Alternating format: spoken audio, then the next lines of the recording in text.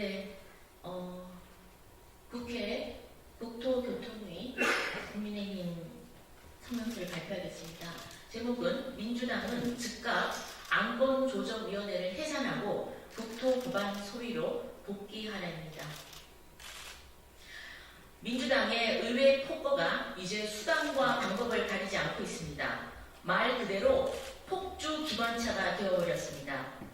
전세 사기 피해자를 좀 더 촘촘하게 지원을 하자는 진지한 논의의 장을 박차고 나가버렸습니다. 민생 법안조차 일방 처리하겠다며 총선용 정쟁을 유발하려 하고 있습니다. 최근 주택 가격은 급격하게 하락했고 전세 사기 피해가 한둘 현실로 나타나기 시작했습니다. 윤석열 정부는 이런 전세 사기 피해를 근절하고 피해자 지원을 위해 전방위적인 노력을 해왔습니다. 국회에서도 이를 뒷받침하기 위해 지난 4월 여야가 힘을 모았습니다.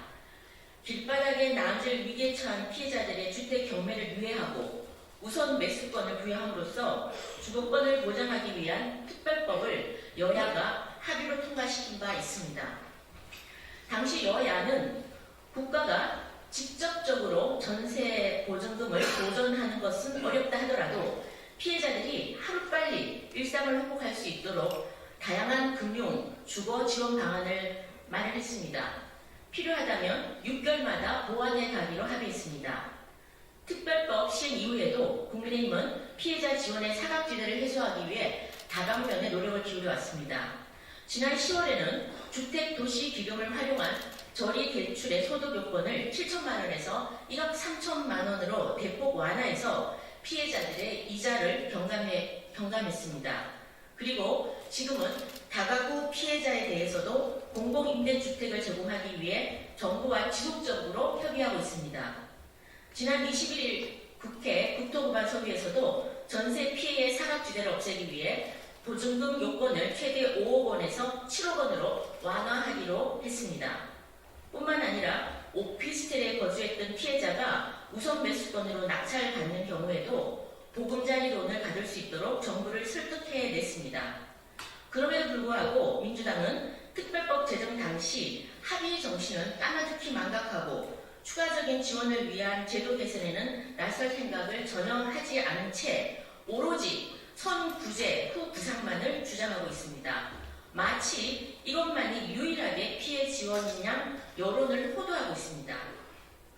급기야 민주당은 아무런 논의도 없이 일방적으로 안건조정위원회를 구성하여 야당 단독 처리를 준비하고 있습니다.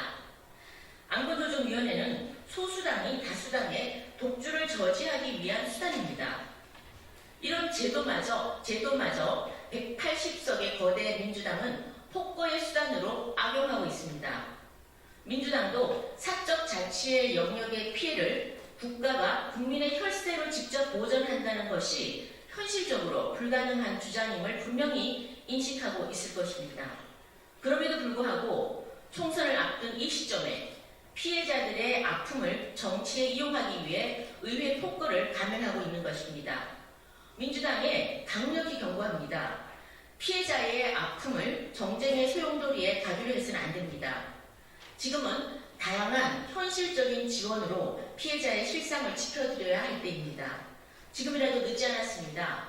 민주당은 즉시 안건조정위원회를 해산 국토법안 소위로 복귀해서 전세 피해자들에게 실질적인 지원 방안을 좀 더 촘촘히, 좀 더 꼼꼼하게 논의할 것을 강력하게 촉구하는 바입니다. 2023년 12월 27일 국회 국토교통위원회 국민의힘 의원 1동 감사합니다.